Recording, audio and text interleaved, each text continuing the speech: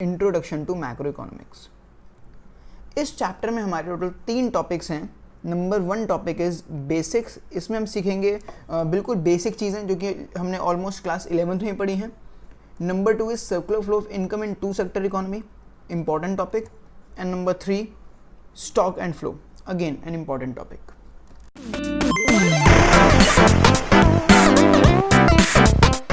So let us start with the first topic, basics. Now basics में सबसे पहले हम लोग डिस्कस करने वाले हैं इकोनॉमिक्स की डेफिनेशन। जो हम कर रहे हैं, हमारा सब्जेक्ट का नाम है इकोनॉमिक्स और हमें इकोनॉमिक्स में एटलीस्ट इकोनॉमिक्स एक अच्छी सी डेफिनेशन तो पता ही होनी चाहिए। सो मैंने इकोनॉमिक्स की 2 डेफिनेशंस दी हैं। जो फर्स्ट डेफिनेशन है वो सिंपल डेफिनेशन है, जो सेकंड डेफिनेशन है वो कंपैरेटिवली बेटर और अच्छे वर्ड्स में डेफिनेशन बताई गई है। दोनों डेफिनेशन बिल्कुल ठीक डेफिनेशंस हैं, so you can use any of the definition in your exam. So economics refers to the science dealing with maximization of profits and minimization of losses. Economics कोई भी ऐसी चीज़ है जहाँ पर, कोई भी ऐसी साइंस है जहाँ पर अपने हम प्रॉफिट्स को बढ़ाना चाहते हैं, अपने लॉसेस को कम करना चाहते हैं। सो उस किसी भी ऐसी साइंस को हम लोग इकोनॉमिक्स कहते हैं। Okay, second definition is economics refers to the study of economic problems. इसमें इकोनॉमिक्स एक ऐसी चीज़ है जिसमें हम इकोनॉमिक प्रॉब्लम्स को स्टडी करते हैं, arising out of the fact. जो इकोनॉमिक प्रॉब्लम है वो 3 कारणों से आती है। नंबर 1 that humans have unlimited wants, number 2 there are limited resources, and number 3 resources have alternative uses. So basically ये बताता है, ये क्लास 11th में भी हमने पढ़ा था, इसको कहते थे इकोनॉमिक प्रॉब्लम या फिर प्रॉब्लम ऑफ चॉइस। इसमें क्या होता था, 3 चीज़ें होती हैं, 3 इसके कॉजेज होते थे। Humans have unlimited wants, there are limited resources and resources have alternative uses. इन तीनों से हमारी इकोनॉमिक प्रॉब्लम बनती है और जब हम उस इकोनॉमिक प्रॉब्लम को स्टडी करते हैं तो उसे कहते हैं economics. Now study of economics is divided into 2 branches. So economics में हम 2 टाइप की इकोनॉमिक्स होती हैं। One is micro and the other is macroeconomics. Now let's come to the difference between microeconomics and macroeconomics. Microeconomics studies the behavior of individual economic units. Microeconomics में हम लोग individual economic units को पढ़ाई करते हैं, जैसे individual consumers हो गए या individual producers हो गए, मतलब individual level पर, छोटे level पर जब हम स्टडी करते हैं तो उसे कहते हैं माइक्रोइकोनॉमिक्स। अच्छा, फॉर एग्जाम्पल लेट अस से मैं एक सेलर की बात करता हूँ तो वो आएगा माइक्रो में, लेकिन मैक्रो में आएगा जब मैं पूरे इंडिया के लेवल पे बात करता हूँ तो वो आता है मैक्रो इकोनॉमिक्स में। Macroeconomics studies the behaviour of economy as a whole. So इसमें it studies the behaviour of economy as a whole, मतलब पूरी इकोनॉमी के बारे में एक साथ जब हम पढ़ाई करते हैं तो उसे कहते हैं मैक्रो इकोनॉमिक्स। अगर मैं किसी इंडिविजुअल सेलर, इंडिविजुअल प्रोड्यूसर के बारे में बात कर रहा हूँ या इंडिविजुअल कंज्यूमर के बारे में बात कर रहा हूँ, लेट्स से मैं कहता हूँ ए बंदे की इनकम इतनी है, बी बंदे की डिमांड इतनी है, सी बंदा सप्लाई इतनी करता है, तो ये सब माइक्रो में जा रहा है क्योंकि हम इंडिविजुअली डिस्कस कर रहे हैं। लेकिन अगर मैं कहता हूँ इंडिया की इन्फ्लेशन है 10% या फिर लेट्स से इंडिया की जीडीपी के बारे में बात करता हूँ, मैं इंडिया की बैंकिंग सिस्टम के बारे में बात करता हूँ, तो वो सब चीज़ें जाती हैं हमारी मैक्रो इकोनॉमिक्स में। Okay, the second difference is the study of microeconomics assumes macro variables are constant. The study of macroeconomics assumes micro variables are constant. मतलब जब भी हम कोई एक टाइप की इकोनॉमिक्स पढ़ेंगे, हम दूसरी टाइप को इकोनॉमिक्स को कांस्टेंट मानेंगे।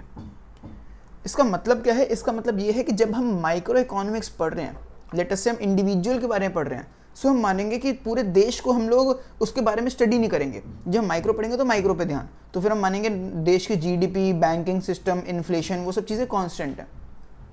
लेकिन जब हम लोग मैक्रो पढ़ेंगे, सिमिलरली जब हम लोग मैक्रो पढ़ेंगे, जब हम पूरे देश की जीडीपी के बारे में बात करेंगे, नेशनल इनकम के बारे में बात करेंगे, तो फिर हम माइक्रो चीज़ों पे ध्यान नहीं देंगे, फिर हम देश के लेवल पर ही बात करेंगे। ओके, माइक्रो इकोनॉमिक्स जो टूल्स होते हैं जिनसे हम माइक्रो इकोनॉमिक्स में सबसे ज़्यादा चीज़ों को रेफर करते हैं, that is demand and supply. Demand और सप्लाई से ही सबसे इंपॉर्टेंट टूल्स होते हैं, क्योंकि इन्हीं चीज़ों से, डिमांड और सप्लाई से ही हमारी बाकी चीज़ें बनती हैं। डिमांड कितनी है, सप्लाई कितनी है, सबसे इंपॉर्टेंट चीज़ है। जो चीज़ माइक्रो में डिमांड और सप्लाई होती है, उसी चीज़ को मैक्रो में हम लोग एग्रीगेट डिमांड और एग्रीगेट सप्लाई कह देते हैं। एग्रीगेट का मतलब होता है इंडिया की टोटल, तो अगर इंडिविजुअल डिमांड इंडिविजुअल सप्लाई है तो वो आ गया माइक्रो में, लेकिन अगर हम बात करें पूरे इंडिया की डिमांड और पूरे इंडिया की सप्लाई, वो आ गया मैक्रो में। माइक्रो का एग्जांपल इंडिविजुअल इनकम, अगर कोई इंडिविजुअल की इनकम होती है क्योंकि that is micro, and macro का एग्जांपल है नेशनल इनकम, पूरे इंडिया के लेवल पर जो हम पूरे इंडिया की इनकम एक साथ मेजर करते हैं, that is national income. Microeconomics is also known as price theory. Macroeconomics is also known as income and employment theory. So macroeconomics को हम लोग इनकम थ्योरी या फिर एम्प्लॉयमेंट थ्योरी भी बुला सकते हैं। So this was the part 1, circular flow of income in 2 sector economy. So circular flow of income का मतलब होता है कि जो हमारा इनकम होता है, या सिंपल वर्ड्स में जो मनी होता है, वो देश में पूरे इकोनॉमी में फ्लो होता रहता है एक सर्कुलर फॉर्म में, तो उसे कहते हैं circular flow of money. Guys ये बेसिकली वही डायलॉग है, किसी मूवी में एक डायलॉग है कि कल जो तुम्हारा था आज वो मेरा है, कल किसी और का होगा। सो वही है, जो पैसा कल तुम्हारे पास था आज जो मेरे पास है कल किसी और के पास होगा। तो इस तरीके से जो पैसा है वो एक तरीके से सर्कुलेट होता रहता है इकोनॉमी में। इसी कॉन्सेप्ट का नाम है circular flow of income.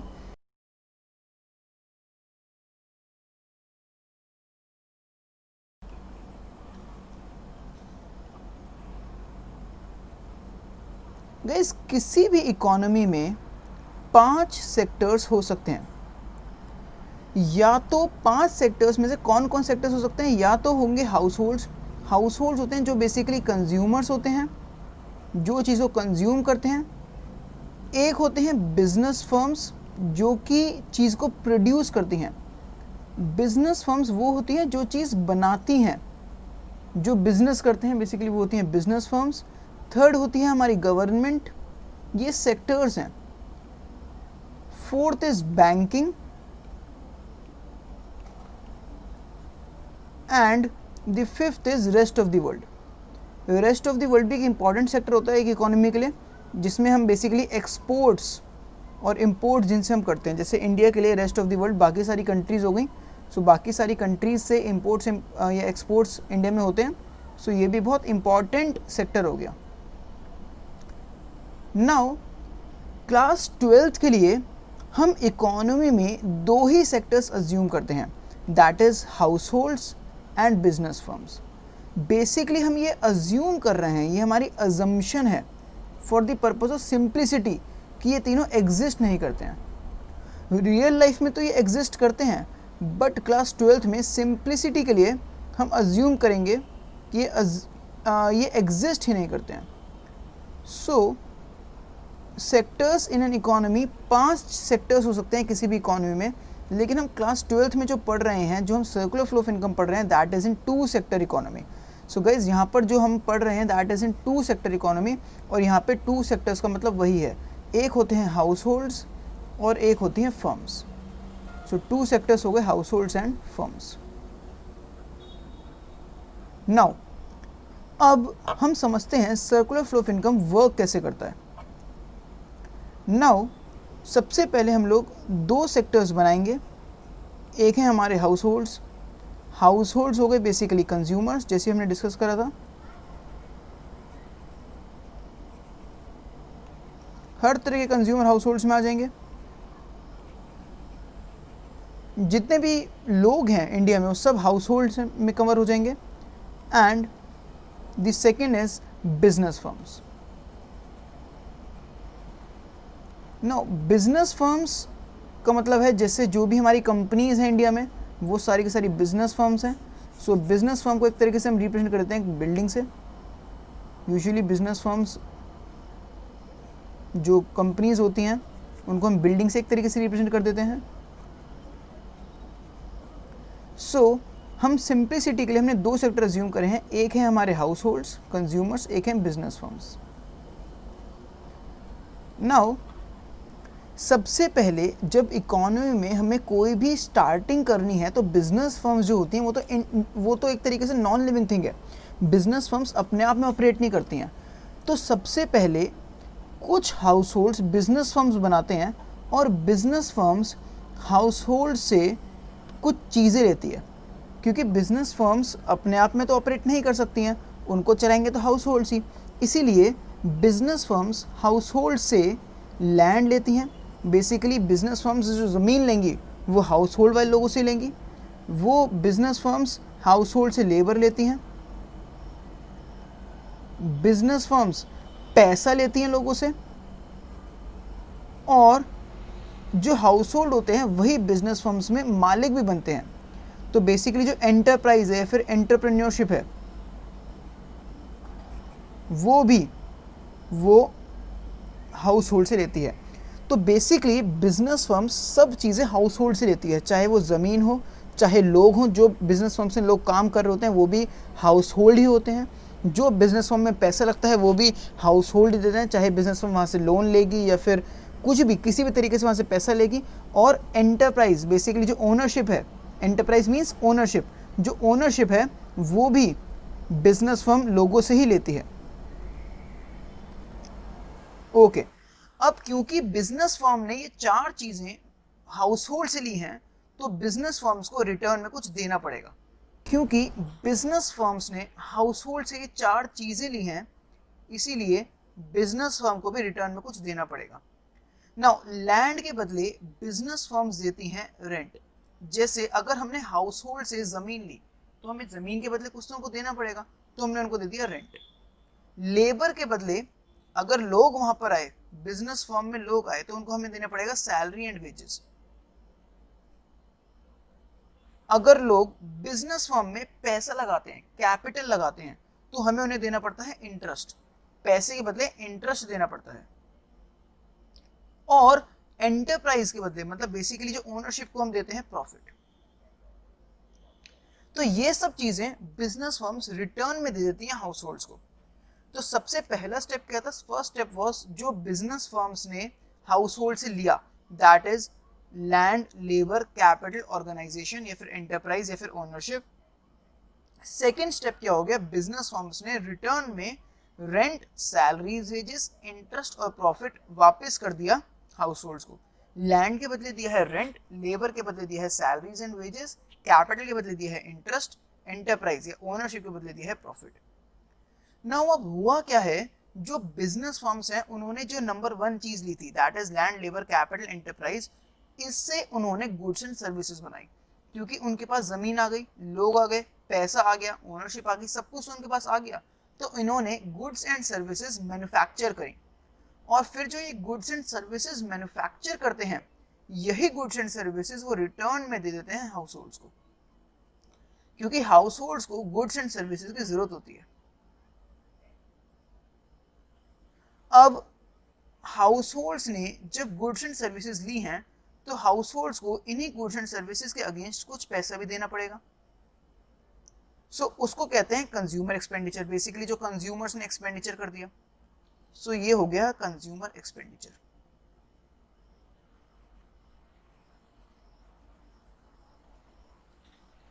So first step था हमारा land, labour, capital, enterprise. Second step हो गया हमारा rent, salary, wages, interest, profit.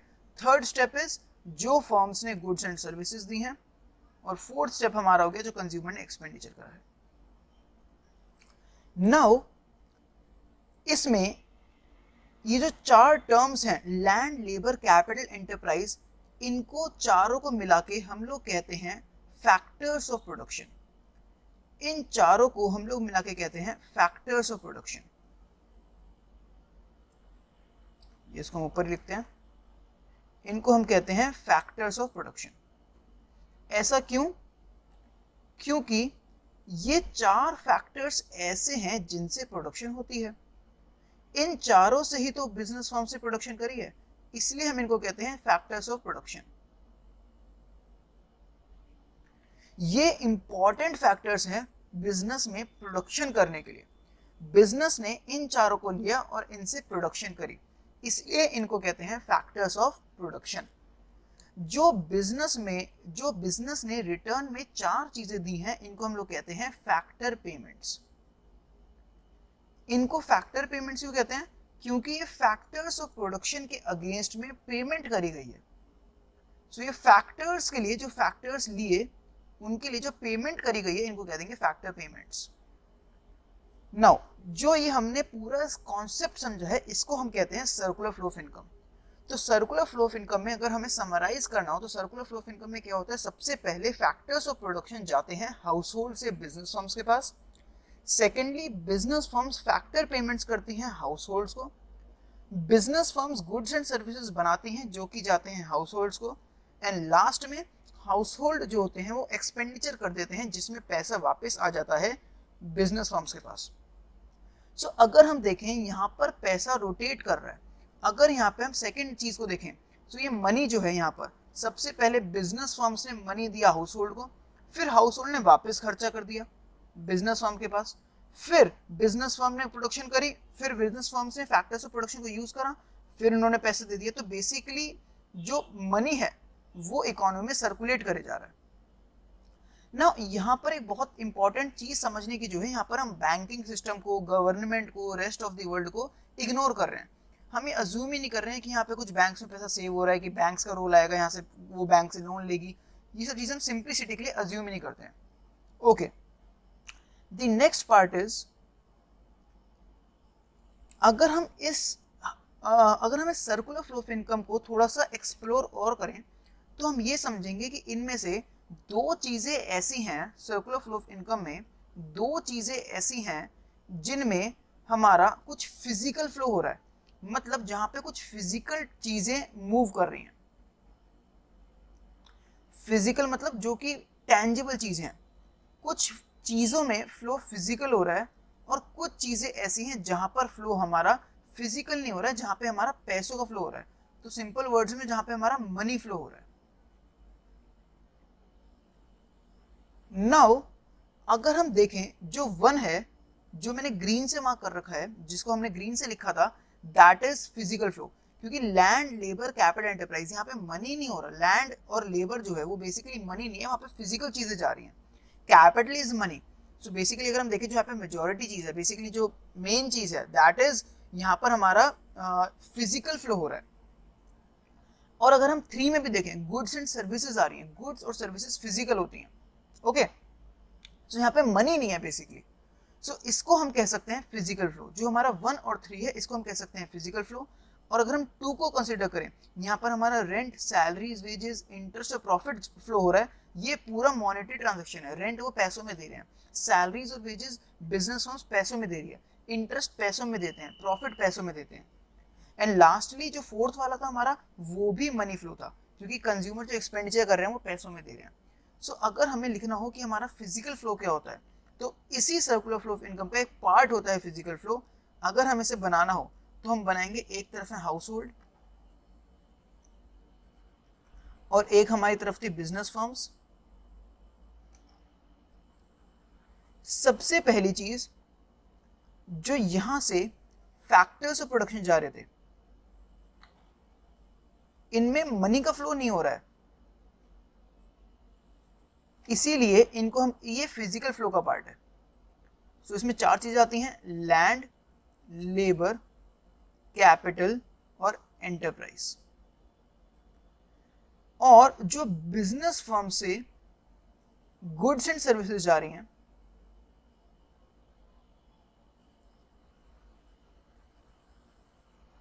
वो भी हमारा फिजिकल फ्लो है। सो ये है हमारा physical flow.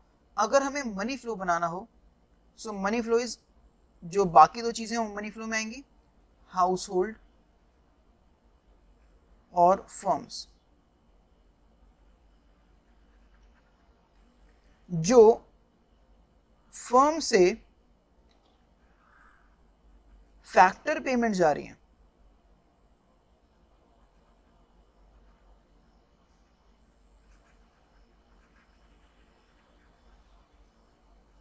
Basically rent, salaries and wages,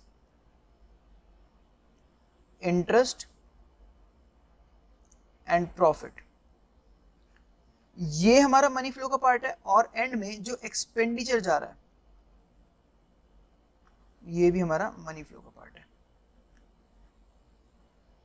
so basically ये है हमारा सर्कुलर फ्लो ऑफ इनकम। और सर्कुलर फ्लो ऑफ इनकम को हम 2 टुकड़ों में तोड़ सकते हैं।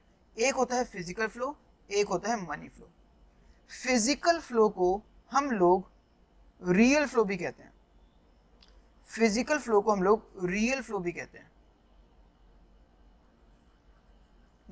ये दोनों चीजें सिनोनिम्स हैं। और मनी फ्लो को हम लोग नॉमिनल फ्लो भी कहते हैं।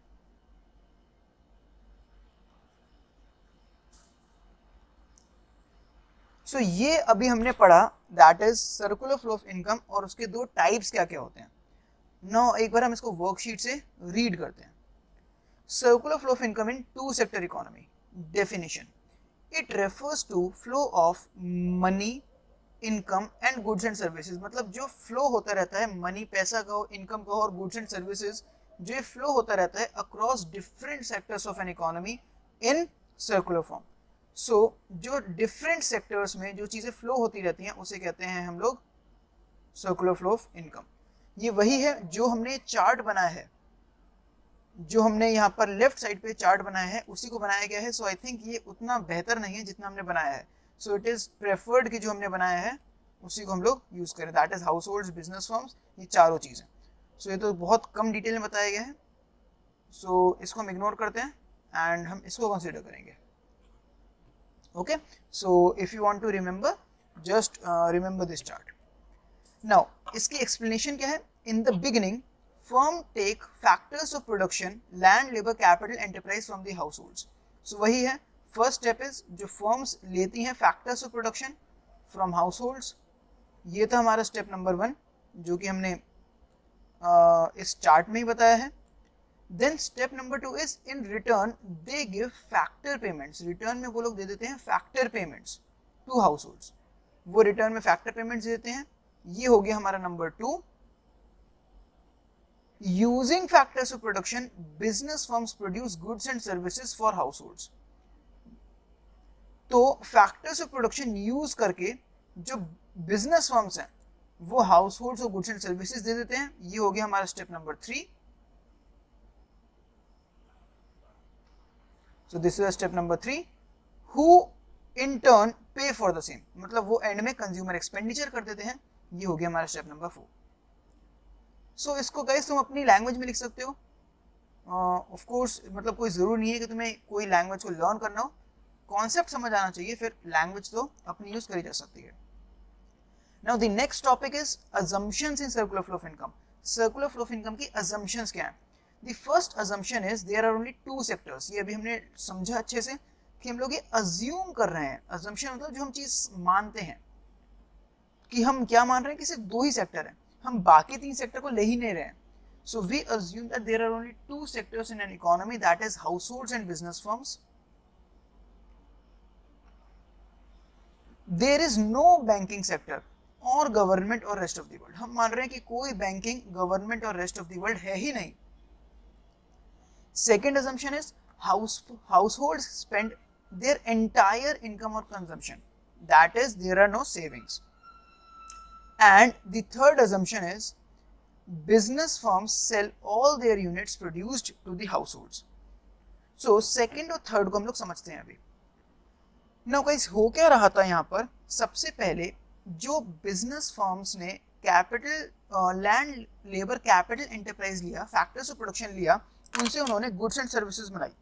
सो हम ये सिंपली अज्यूम कर रहे हैं कि जो उन्होंने गुड्स एंड सर्विसेज बनाई वो सारी के सारी बेच रहे हैं। मतलब हम यहाँ पे कोई टेंशन नहीं रख रहे हैं, यहाँ पे कुछ कॉम्प्लिकेशंस नहीं रख रहे हैं कि कुछ उन्होंने सेविंग कर ली, कुछ मतलब स्टॉक रख लिया अपने पास, सारा सामान नहीं बेचा, कुछ क्लोजिंग स्टॉक रख लिया। हम सिंप्लिसिटी के लिए सर्कुलर फ्लो ऑफ इनकम में ये अज्यूम कर रहे हैं क्लास 12th में कि जो भी बिजनेस फर्म ने बनाया सारा बेच दिया। मतलब कुछ टेंशन नहीं चाहिए, हमें बेसिक कॉन्सेप्ट समझना है, कॉम्प्लिकेशंस नहीं चाहिए। सो बिजनेस फर्म्स ने जो फैक्टर्स ऑफ प्रोडक्शन से सामान बनाया सब बेच दिया। नाउ अगेन जो बेचा उसमें हाउसहोल्ड ने खर्चा करा, तो हम ये अज्यूम कर रहे हैं कि हाउसहोल्ड अपना सारा पैसा खर्च कर देते हैं। अगेन देखो स्टेप नंबर 2 में आओ एक बार, जो हमने स्टेप नंबर 2 था उसमें हाउसहोल्ड को फैक्टर पेमेंट्स मिली थी और फैक्टर पेमेंट्स को वो खर्च कर देते हैं कंज्यूमर एक्सपेंडिचर पर। तो हम यहाँ पर सिंप्लिसिटी के लिए अज्यूम कर रहे हैं कि जो भी पैसा मिलता है वो सब का सब जो हाउसहोल्ड्स होते हैं वो स्पेंड कर देते हैं ऑन गुड्स एंड सर्विसेज। सो वही 2 पॉइंट्स बताए गए हैं, household spends their entire income on consumption, there are no savings, and firms sell all the units produced to households. In simple words, there is no closing stock.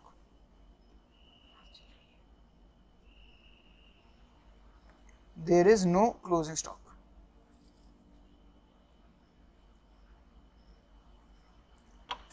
Okay, the next topic is types of circular flow income.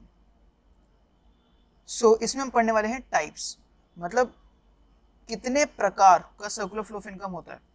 सो इसमें जो हमने right side पर अभी समझा था, so that are the types. इसमें दो types होते हैं. Number 1 is physical flow and number 2 is money flow.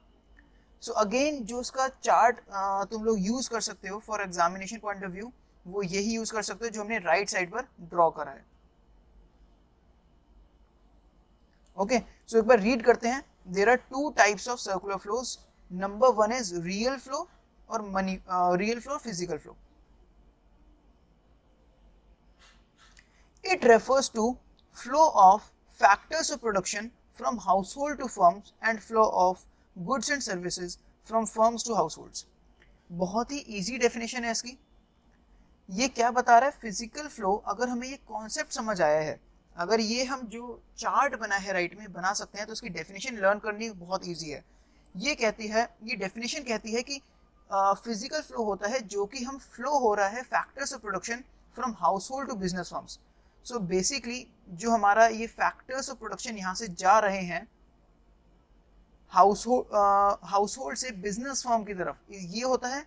And secondly जो गुड्स एंड सर्विसेज आ रहे हैं फर्म से हाउसहोल्ड की तरफ, ये होता है. सो वही बताया गया है. It refers to flow factors of production, land, labour, capital, enterprise from household to firms and flow of goods and services from firms to households. The second type is money flow.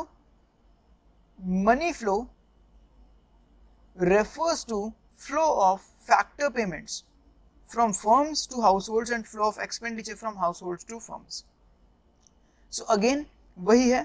It refers to flow of factor payments from firms to households and flow of expenditure from households to firms. So simple चीज है ये. अगर समझ आए concept तो उसको wordings learn करनी उतनी टफ नहीं रहेंगी अगर कॉन्सेप्ट समझ आए तो. Okay, so it refers to flow factor payments from business firms to households and flow of expenditure from households to business firms.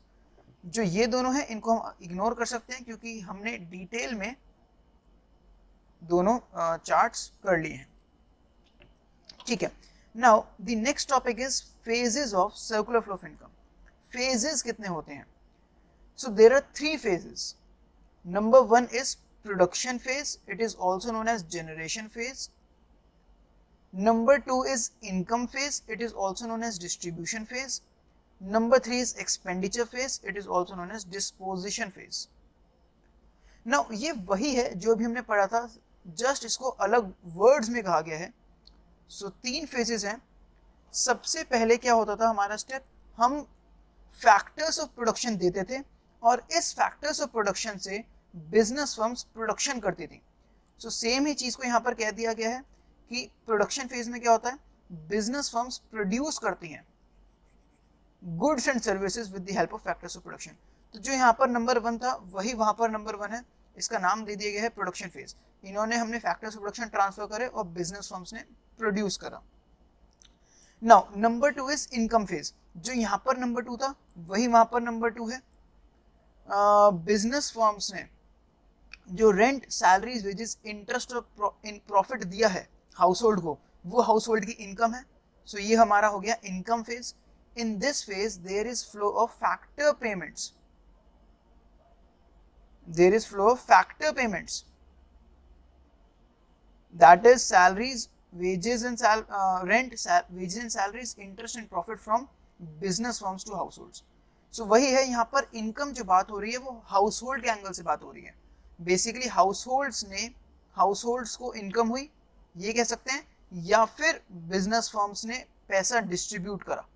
So, इसीलिए इनकम फेज को हम डिस्ट्रीब्यूशन फेज भी कहते हैं. The last is expenditure phase. जो यहाँ पर 4 था वो यहाँ पर 3 में आ गया expenditure phase. Expenditure phase is जहाँ पे उन्होंने अपना पैसा खर्च कर दिया. In this phase, households spend their money on goods and services produced by firms. So इसी चीज को एक चार्ट से बता दिया गया है. नंबर 1 is production phase, number 2 is income phase, number 3 is expenditure phase. जो इनके सिनोनिम्स हैं ये एग्जामिनेशन पॉइंट ऑफ व्यू से इंपॉर्टेंट है, ये लर्न होने चाहिए. सो हमने इसमें पढ़ा फेजेस क्या क्या होते हैं सर्कुलर फ्लो ऑफ इनकम के. Stock and flow concept. ठीक है जी. इस कॉन्सेप्ट को सीखने के लिए हम एक एग्जांपल यूज करते हैं. सो लेट अस से एक केस है जिसमें एक बच्चा था, उसका नाम था पप्पू. अब पप्पू ने जस्ट अभी क्लास 12th पास करी थी और पप्पू ने कहा था कि भाई मेरे को करना है बिजनेस. नाउ पप्पू ने स्टार्ट करा बिजनेस. पप्पू ने 1 साल बिजनेस करा पूरा. तो पप्पू ने बिजनेस करा 1 अप्रैल 2018 को उसने बिजनेस स्टार्ट करा था और 31 मार्च 19 को उसके डैड ने ली उसकी रिपोर्ट. तो पप्पू है बहुत परेशान क्योंकि पप्पू को हुए हैं बिजनेस में लॉसेस. सो पप्पू क्या सोच रहा है कि मेरे को हुए हैं बिजनेस में लॉसेस, और पप्पू के पापा सोच रहे हैं वेरी बैड बेटा वेरी बैड. लेकिन पप्पू के पापा थोड़े से मस्ती में मूड में है, तो वो कह रहे हैं बेटा गेम खेलेंगे पप्पू के साथ आज. सो अब पप्पू को फ्यूचर में चाहिए थोड़ा सा अपने डैड से पैसा क्योंकि बिजनेस में उसको हो रहे हैं लॉस. और पप्पू के पापा पप्पू को कहते हैं कि बेटा अगर तू अपने पूरे साल की सिचुएशन अगर मुझे एग्जैक्ट डेट्स के हिसाब से बताएगा तो मैं तेरे को आगे कुछ और पैसे दे दूंगा. नाउ अब पप्पू को चाहिए पैसा. सो पप्पू क्या करता है, अपना बेस्ट ट्राई करता है अपनी जो भी सिचुएशन है उसको डेट्स में बताने की. सो पप्पू सब चीज़ें डेट्स में बताता है. तो पप्पू क्या बताता है, पप्पू कहता है डैड मेरे पास साल की स्टार्टिंग में मैंने जो बिजनेस स्टार्ट करा था वो मैंने 1 अप्रैल 2018 मतलब 1 अप्रैल 2018 को मैंने बिजनेस स्टार्ट करा था. उस समय मेरे पास बैंक बैलेंस था 1 लाख रुपए. डैड कहते हैं भाई ठीक है इतना समझ आ गया, तेरे बिजनेस 1 लाख रुपए से स्टार्ट करा था. वो कहता है डैड मेरे को 1 अप्रैल 18 से लेकर 31 मार्च 19 में बेसिकली 1 ईयर जो पूरा 1 साल मेरा बीता उसमें जो मेरे को रेवेन्यू आया मतलब जो मैंने पैसा कमाया वो कमाया 4 लाख रुपए. पूरे साल में मेरे को 4 लाख रुपए का रेवेन्यू आया. डैड कहते हैं वाह बेटा वाह क्या बात है, 1 साल में 4 लाख रुपए का तेरे पास पैसा आ गया, बहुत बढ़िया शाबाश, तो बहुत कमाल काम कर रहा है. ठीक है, लेकिन वो कहता है 1 साल में क्योंकि साल बिजनेस का स्टार्टिंग का साल है मेरे को ना लॉसेस भी हो गए. मेरे को लॉसेस हो गए 4,60,000 के. अब डैड हो गए परेशान. हो कहते हैं 4 लाख रुपए तूने कमाए, तूने 4,60,000 रुपए तूने खर्च कर दिए. ये बहुत परेशानी की बात है. तो वो कहता है कि पापा मेरे पास साल के एंड में पैसा बचा है. कितना पैसा बचा है वो कैलकुलेट करता है. 1 लाख रुपए साल की स्टार्टिंग में था, 4 लाख रुपए में पैसा आ गया, 5 लाख रुपए टोटल हो गया, 5 लाख में से 4,60,000 रुपए खर्च हो गया. पापा मेरे पास एंड में बचा है 40,000 रुपए और मेरे बैंक में भी इतना ही दिखा रहा है. पापा कहते हैं ठीक है बेटा. और पापा मेरे को लॉस कितने को हुआ, लॉस कैसे हुआ, भाई तूने 1 लाख रुपए लगाए थे, तेरे पास 40,000 रुपए बचे हैं तो तेरे को तो 60,000 का लॉस हो गया. पूरे साल में तेरे को 60,000 का लॉस हो गया. वरना ऐसे कह लो कि तूने 4 लाख रुपए कमाए, 4,60,000 रुपए खर्च कर दिए तो 60,000 का नुकसान हो गया. सो बेसिकली उसने ये सिचुएशन अपने डैड को बताई. नाउ डैड ये कहते हैं बेटा मुझे ये बता, ये 5 चीजें हैं, इनमें से कुछ चीजों को, क्योंकि डैड है भी मस्ती के मूड में, कुछ चीजों को हम लोग मेजर कर रहे हैं eight a point of time, किसी एक पॉइंट पर, और कुछ चीजों को हम लोग मेजर कर रहे हैं for the period of time. मतलब किसी पीरियड के लिए मेजर कर रहे हैं. मतलब कभी किसी चीजों को एक पॉइंट पे मेजर कर रहे हैं, किसी चीज को फॉर द पीरियड मेजर कर रहे हैं. डैड ने कहा अगर बेटा तूने ये बता दिया 5 चीजें हैं, नंबर 1 2 3 4 5, अगर पप्पू तूने ये बता दिया कि किन चीजों को किसी पॉइंट पर मेजर कर रहे हैं और किन चीजों को हम लोग फॉर द पीरियड मेजर कर रहे हैं, तो तेरे को मैं 1 साल के लिए कुछ पैसे और दे दूंगा. ठीक है, तो पप्पू सोचता है ये जो बैंक बैलेंस है वो तो स्टार्टिंग में था हमारे पास, स्टार्टिंग का बैलेंस है. डेट देखो, डेट है 1/4/18. अच्छा स्टार्टिंग का बैलेंस है मेरा ये, तो ये तो मैं at a point of time measure कर रहा हूँ, क्योंकि स्टार्टिंग में वो पैसा था, तो eight a point of time में वो लिख देता है 1। जो मेरे को कमाई हुई है वो तो पूरे साल में कमाई हुई है, और साल तो कोई पॉइंट ऑफ टाइम नहीं है, वो तो कोई पीरियड है। तो जो 1 ईयर है वो तो पूरा पीरियड है, तो यहाँ पर आएगा 2। तो वो डेट को देख रहा है, वो क्या सोच रहा है, जो 1 है वो एक डेट लिखी है, यहाँ पर पीरियड लिखा है। सिमिलरली नंबर 3 में जो खर्चे हुए हैं वो पीरियड में हुए हैं, इस डेट से लेकर इस डेट तक के खर्चे हैं ये सारे।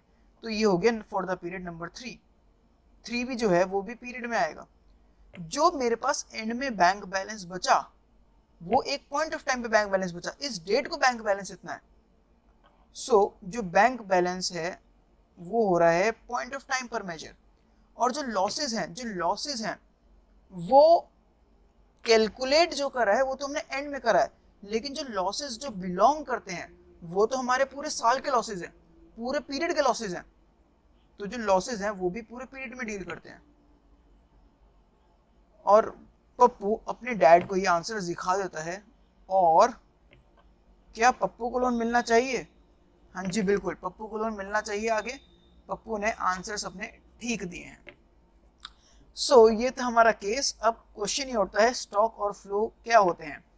स्टॉक वेरिएबल्स वो वेरिएबल्स होते हैं that are measured at a particular point of time. जिन चीजों को हम एक पॉइंट पर मेजर करते हैं उनको कहते हैं स्टॉक। जिन चीजों को हम लोग फॉर अ पीरियड मेजर करते हैं उनको कहते हैं फ्लो। फॉर एग्जाम्पल, अभी पप्पू वाले एग्जाम्पल में बैंक बैलेंस एक पॉइंट ऑफ टाइम पे मेजर करा गया, यार स्टार्टिंग की इस डेट पर मेरे पास इतना पैसा था, स्टॉक कॉन्सेप्ट। जो एंड में मेरे पास इतना पैसा था, स्टॉक कॉन्सेप्ट। लेकिन पूरे साल में मेरे को इतना पैसा मिला, पूरे साल में इतना लॉस हुआ, पूरे साल में इतना खर्चा हुआ, ये सब था फ्लो कॉन्सेप्ट। इसको अगर हमें किसी और एग्जाम्पल समझना हो, मैं इसका नॉर्मल एक एग्जाम्पल देता हूं। फॉर एग्जाम्पल, अगर मैं बात करूं डेट ऑफ बर्थ की, जो बर्थ होता है हमारा वो एक स्टॉक कॉन्सेप्ट है। क्यों? क्योंकि जब भी हमारी डेट ऑफ बर्थ होती है, अगर मैं कहता हूं कोई इंसान कब बॉर्न हुआ था, वो बंदा किसी पॉइंट ऑफ टाइम पे पैदा हुआ था। हम उसको एग्जैक्टली मेजर करते हैं कि भाई वो बंदा 8 अक्टूबर 2001 को 5 बज के लेटर से 12 मिनट पर पैदा हुआ था, 5:12 PM। ये स्टॉक कॉन्सेप्ट है, क्योंकि हम उसको exactly at a point of time पर मेजर कर पा रहे हैं। लेकिन अगर मैं कहूं कि किसी की हाइट जो 5 फीट से 5 फीट 5 हो गई है, वो कितने टाइम में हुई है? मैं कहता हूं increase in height.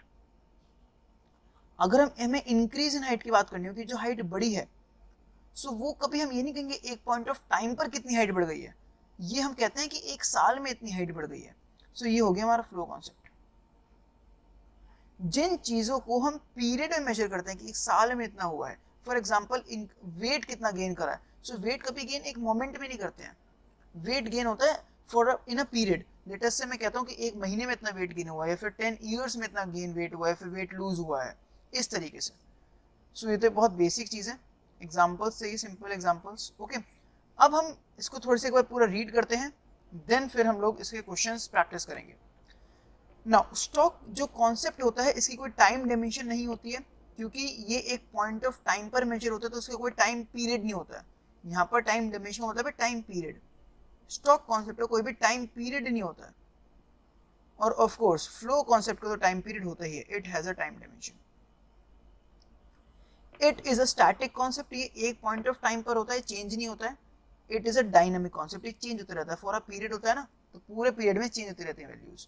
Example, bank balance. जो हमारे पास बैंक का बैलेंस है उसको हम किसी पॉइंट ऑफ टाइम पे मेजर करते हैं कि मेरे पास इस टाइम पर इतना पैसा था। इन्वेंट्री बैलेंस, मेरे पास इस टाइम पर इतना स्टॉक था, एक पॉइंट ऑफ टाइम पर हम बताते हैं कि इतना स्टॉक था। इनकम अर्नड जो है वो फ्लो कॉन्सेप्ट है। जो इनकम अर्न होती है वो किसी पॉइंट ऑफ टाइम पे नहीं होती। हम ये नहीं कहेंगे कि 8 अक्टूबर को इतनी इनकम कमाई, 8 अक्टूबर को 5:12 पर इतना पैसा कमाया, नहीं, हम कहेंगे एक साल में इतना पैसा कमाया। जब भी गाइस हम सोचेंगे, हम रैशनली सोचेंगे, एक्सेप्शनल केसेस मत लेना, रैशनल सोचना। ओके, इनकम जो कमाते हैं हम हमेशा, इनकम जो अर्न होती है वो महीने की इनकम होती है, साल की इनकम होती है। सिमिलरली जो यूनिट्स प्रोड्यूस करते हैं हम लोग, हमने यूनिट्स कितनी बनाई, वो साल में यूनिट्स बनाते हैं, पूरे साल में इतनी यूनिट्स बनाई, महीने में इतनी यूनिट्स बनाई है। ओके, नाउ हम इसके कुछ क्वेश्चंस करते हैं। Identify whether the following are stock और फ्लो कॉन्सेप्ट। हमें आइडेंटिफाई करना है। Amount deposited in 1 year. Guys इसका बेस्ट तरीका क्या होता है, अगर तुम्हें डायरेक्टली गिवन है कि भाई 1 ईयर में इतना है, या फिर लेटर से तुम्हें डायरेक्टली डेट गिवन है, तो हो जाएगा, तो डायरेक्टली आइडेंटिफाई कर लो। मतलब अगर तुम्हें directly point of time given है तो वो स्टॉक हो जाएगा। अगर तुम्हें क्वेश्चन में directly period of time given है तो फ्लो हो जाएगा। ये पीरियड ऑफ टाइम के लिए होता है। अच्छा, अमाउंट डिपॉजिटेड इन 1 ईयर, पूरे साल में कितना डिपॉजिट करा, देखो सीधा बोल रहा है कि एक साल में कितना डिपॉजिट करा। सो क्वेश्चन ही आंसर बता रहा है, क्वेश्चन सीधा कह ही रहा है कि ये फ्लो है। ये क्वेश्चन बता रहा है कि साल में इतना डिपॉजिट करा, पीरियड बता रहा है वो। The stock of goods as on 15 August 2020, question खुद ही आंसर बता रहा है। क्वेश्चन कह रहा है कि 15 अगस्त को कितना हमारे पास स्टॉक है, वो डेट बता रहा है। एक डेट को, एक टाइम पर हमारे पास कितना स्टॉक है। सो ये ऑटोमेटिकली क्वेश्चन बता ही रहा है कि ये स्टॉक कॉन्सेप्ट है। अच्छा गाइज, ये स्टॉक आंसर इसलिए नहीं क्योंकि क्वेश्चन में स्टॉक आ रहा है। ओके, सो इस स्टॉक का उस स्टॉक से कोई लेना देना नहीं है। जो लेफ्ट में स्टॉक दिख रहा है क्वेश्चन में, दैट इज इन्वेंट्री, हमारे पास कितनी गुड्स हैं। ये स्टॉक कॉन्सेप्ट डिफरेंट है। ओके, सो यहाँ पर स्टॉक का मतलब इन्वेंट्री नहीं होता है। So this stock is not inventory.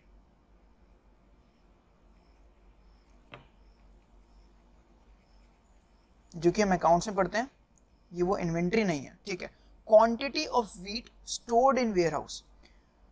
Ware house में कितना सामान पड़ा है। अब जो वेयर हाउस में सामान पड़ा है उसको हम किसी पॉइंट ऑफ टाइम पर मेजर करेंगे कि वेयर हाउस में यार आज इतना सामान पड़ा है, या वेयर हाउस में इस डेट पर इतना सामान पड़ा है। कभी हम ये नहीं कहेंगे कि वेयर हाउस में 2019 में, पूरी 2019 में 50 किलो पड़ा था। नहीं, रैशनल चीज नहीं है ये। कभी ऐसे लॉजिकली हम नहीं कहेंगे।